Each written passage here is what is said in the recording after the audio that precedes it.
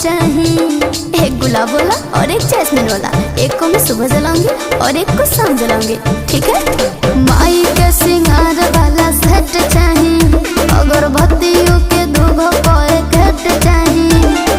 ये लीजिए 10 रुपए और बाकी खाते में लिख दीजिए। अरे मैडम, तू जितना सामान कहबू हम उतना सामान देब, ओकरा खातिर हम भागल ना हई।